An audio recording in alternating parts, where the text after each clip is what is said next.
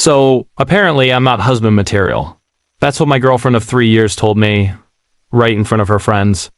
At a dinner I paid for, by the way. We're all sitting there, and one of her friends jokes about when we're getting married. I laugh it off, but my girlfriend rolls her eyes and says, "Please him? He can barely take care of himself. Definitely not husband material." Everyone laughs. Everyone except me. Now look. I know I'm not Mr. Perfect. I don't drive a fancy car, I don't wear designer suits, but I pay my bills, I treat her with respect, and I thought we were on the same page about building a future together. But hearing her humiliate me like that, that was the moment something in me snapped. So I decided, fine. If I'm not husband material, then she's about to find out what not husband material really looks like. The very next day, I stopped doing all the little things I normally did for her. No more surprise coffees on her desk. No more fixing her laptop when it froze. No more late night drives to pick her up when she didn't feel safe walking home.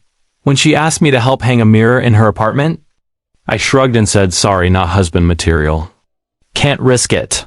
When her car broke down and she called me in a panic, I told her, you should probably call someone who's more husband material, and hung up. Petty. Absolutely. Satisfying. More than I expected. But here's where it gets good. 2 weeks later, she invites me to a dinner with her parents. Apparently, she hadn't told them about her little husband material comment. We're eating. And her mom casually asks me if I see a future with their daughter. I smile, take a sip of my drink and say, well, I thought I did. But then I was informed I'm not exactly husband material. The table went silent. Her dad raised an eyebrow, her mom looked confused, and my girlfriend turned redder than a tomato. She started stammering, trying to change the subject. But I just kept smiling and eating like nothing happened. Later that night, she blew up at me. How could you embarrass me in front of my parents like that? I just laughed and said, what? I was just agreeing with you? Isn't that what you wanted? She didn't have an answer.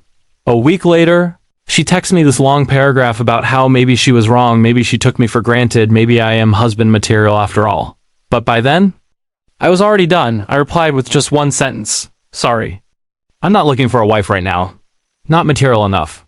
Story 2, so my parents decided I wasn't worthy of being part of the family legacy. And how did I find out? Not from them. Not from some honest conversation.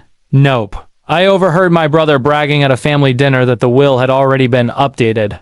Updated to cut me out completely. No warning. No explanation. Just poof. Years of loyalty, sacrifices, and trying to make them proud meant nothing. Apparently, I wasn't responsible enough.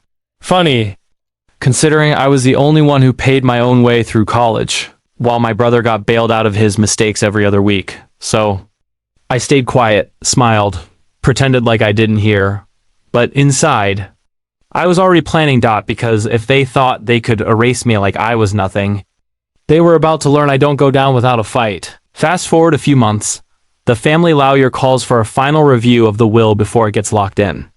My parents, my brother, and I all get invited. And here's the part they didn't know. I'd already spoken privately with the lawyer. See, my parents might not think I'm responsible, but I've been the one handling all their financial messes quietly for years. I had receipts, bank transfers, proof of debts I covered, property taxes I paid when they forgot. The lawyer had all of it. So we sit down, and my parents start going on about how they want to make sure the family estate stays in capable hands. Translation, my brother's hands. That's when the lawyer clears his throat and slides a stack of papers onto the table.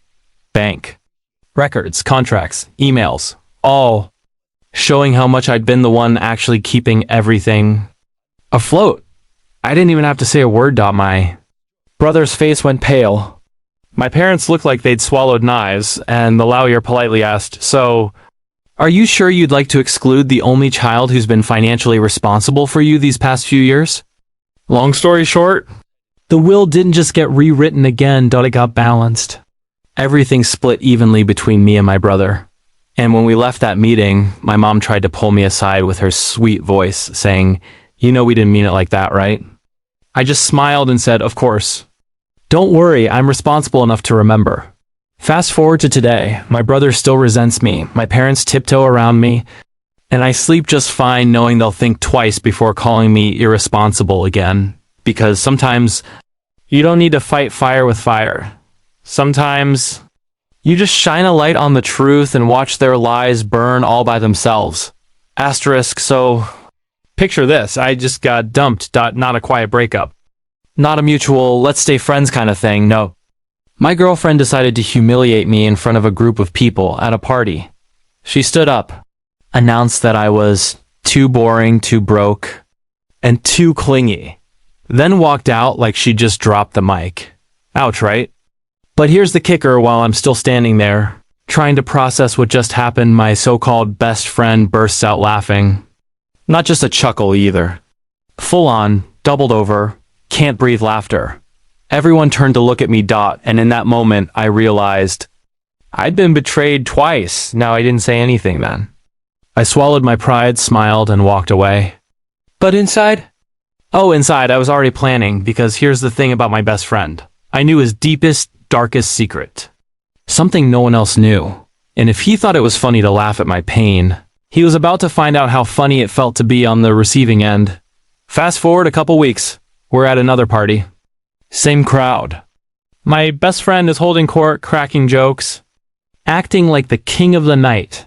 That's when I casually drop a bomb. I say, loud enough for the group to hear, "Hey man, did you ever tell them about that one time you cried in my car for an hour because you were scared your girlfriend would find out about your other girlfriend?" The room went silent. He froze. His face went pale. See, nobody knew he'd been cheating. Not his girlfriend, not our friends, not his family. And now they all did. He tried to laugh it off. Tried to say I was joking, but you know how it is. People can smell panic. His girlfriend stormed out immediately. A couple of our mutual friends started whispering. The rest just stared at him like he was a stranger. And me? I just sipped my drink and smiled. He followed me outside later, furious. "How could you do that to me?" he shouted. I shrugged and said, "How could you laugh when I got humiliated? Friends don't laugh at each other's pain. They've got your back. Maybe you forgot that. We don't talk anymore. He lost his girlfriend, most of his social circle, and the funny guy reputation he loved so much. And me? Well, I may have lost a girlfriend, but I gained a whole lot of self-respect.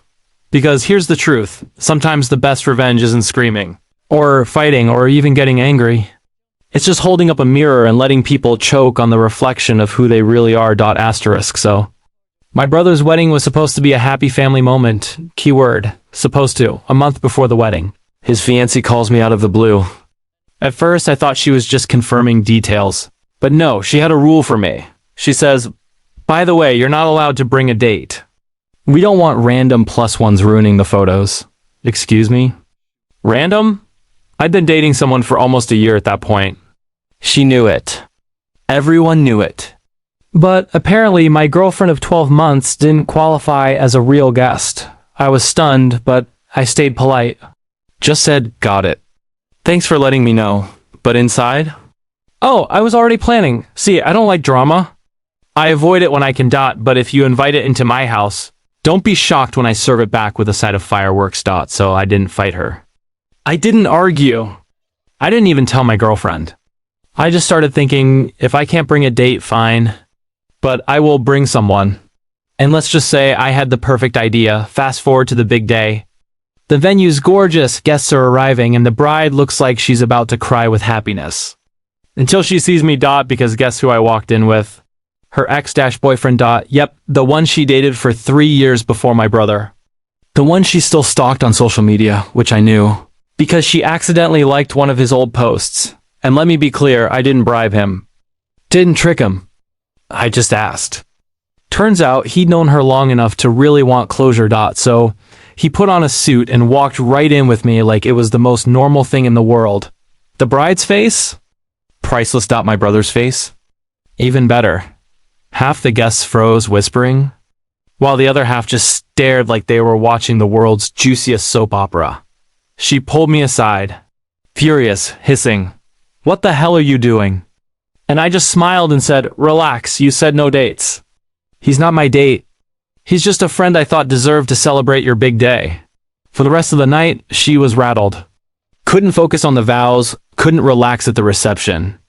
Every time she looked over, her ex was just casually chatting with relatives, sipping champagne like he belonged there. Meanwhile, my brother, well, let's just say he started asking himself some hard questions. Because honestly, if your bride loses her cool just because an ex is in the room, what does that say? To fall out? Massive.